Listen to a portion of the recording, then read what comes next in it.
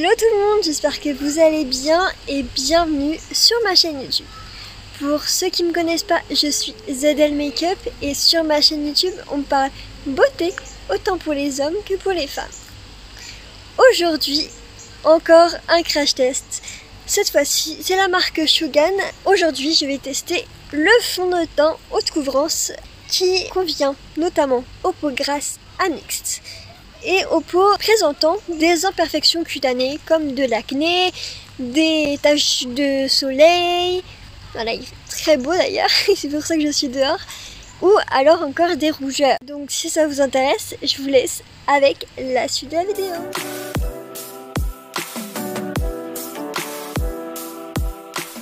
Shugan, c'est une marque italienne qui fait notamment du parfum, des produits cosmétiques pour hommes, femmes, bébés, mais aussi pour les chiens. Ils font des vêtements, des produits ménagers, des lunettes, de l'alimentaire, etc.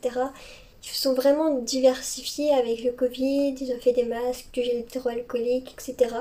Donc vraiment comme toutes les marques presque, ils se sont vraiment diversifiés pendant le Covid, le confinement, etc.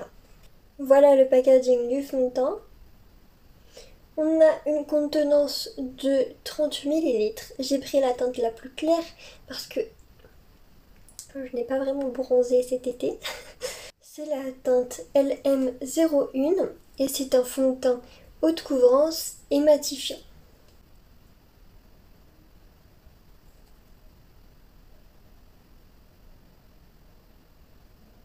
Au niveau de la couvrance, on est pas mal.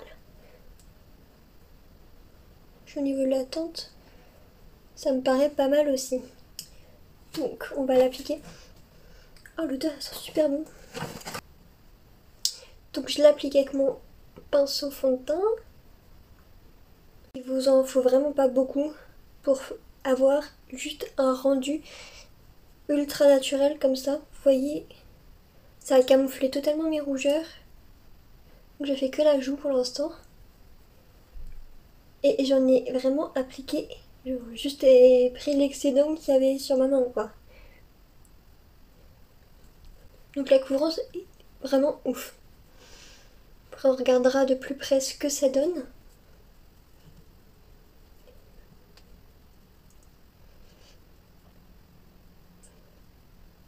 Donc je vais en appliquer un petit peu plus au niveau de ma joue où j'ai des rougeurs. Pour avoir une vraie haute couvrance. On n'oublie pas les oreilles et le cou. Il faut savoir également qu'au préalable, avant d'appliquer le fond de teint, j'ai lavé les mains déjà, j'ai nettoyé mon visage, j'ai mis une crème contour des yeux de chez Sephora, je vous invite à voir la vidéo juste ici. J'ai mis un baume à lèvres à la mangue de chez Yves Rocher et le sérum et la crème de la gamme Effaclar de chez La Roche-Posay, je vous mets juste ici. Et enfin, j'ai appliqué une base de teint matifiante de chez Peggy Sage. Je vous mets également la vidéo juste ici. C'est tous des crash tests. En ce moment, j'ai plein de crash tests à faire, donc je les fais un peu à la chaîne. Donc on voit juste la différence. Assez dingue. Hein. Je vais vous montrer en enlevant avec un mouchoir la séparation. Est-ce qu'on en parle de la différence entre cette partie-là et cette partie-là? On voit bien la différence alors que je n'ai pas mis énormément, quoi. Ça va, il se déplace pas trop alors qu'il fait hyper chaud. On verra au fil de la journée s'il se déplace. Je vous ferai un petit update cet après-midi et ce soir. Pour l'instant, j'aime beaucoup. Je vais faire l'autre partie du visage et je reviens. Ça y est, j'ai fini de faire tout mon teint. Vraiment, le résultat est bluffant. La couvrance, elle est incroyable et surtout modulable. Donc si vous voulez une couvrance légère, c'est possible. Il faut en mettre vraiment très peu. Genre un grain de riz, quoi. Moi, j'ai mis une noisette et vraiment, ça m'a fait tout le visage. C'est juste incroyable. Vraiment, je m'attendais pas du tout à ça. Je vais finir mon maquillage et je reviens pour une update post-maquillage. Et une update ce soir pour voir comment ça a tenu dans la journée, surtout qu'il fait très chaud aujourd'hui. On va voir, là c'est surtout au niveau de mon bouton où ça, je pense que ça va se déplacer. Et peut-être au niveau des ailettes du nez. Mais normalement, avec la base que j'ai mis juste avant, ça devrait pas trop se déplacer. Je ferai un autre crash test de ce fond de teint là, sans la base, pétissage, et on verra aussi la différence. Donc ça y est, je me suis maquillée, j'ai fini mon teint, mes yeux, mes lèvres, etc. Pour l'instant, ça tient plutôt bien. Quand je touche, je n'ai pas de matière sur mes doigts. Et ça s'est pas déplacé à part sur mes rides d'expression sur le front. Parce que j'ose beaucoup les sourcils. Mais sinon, ça n'a pas bougé pour l'instant. Au niveau des ailes du nez non plus. Pour l'instant, je suis plutôt satisfaite par ce fond de teint. Alors, il est actuellement presque minuit à l'horloge. Donc, on va pouvoir faire le petit update du fond de teint Shogun. Alors, vous voyez de loin, on dirait que le fond de teint n'a pas bougé. Il est super beau de loin. Par contre, lorsque l'on se rapproche, je sais pas si vous allez voir, mais il s'est déplacé au niveau de mon nez en fait. J'ai tendance à me gratter beaucoup le nez comme ça avec le printemps, le graminé et tout ça, le pollen. Et ça s'est déplacé. Et ça s'est déplacé aussi un peu sur le côté de mon menton. Je pense que c'est en parlant, en mangeant, etc. Ça a migré légèrement dans mes sillons des raies d'expression ici, là. Hop.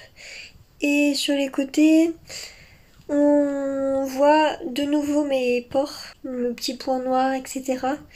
Un peu dommage.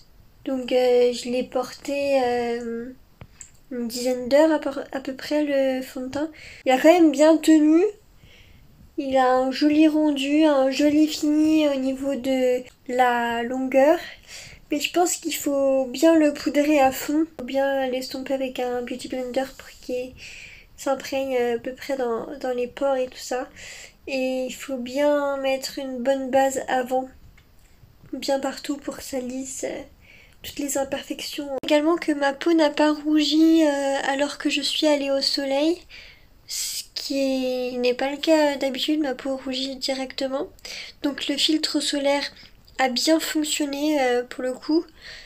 Et peut-être que au niveau des rides et tout ça, au niveau du photovieillissement de la peau, ça a peut-être eu un effet. Mais ça, je pourrais pas vous le dire, c'est vraiment sur la durée qu'on peut voir des choses comme ça. Comme ils le disent, la peau est bien douce avec un fini velouté. On a l'impression que la peau est hydratée et assez uniforme quand même. J'ai pas de taches et mes produits poudre n'ont pas fait de taches non plus sur le fond de teint.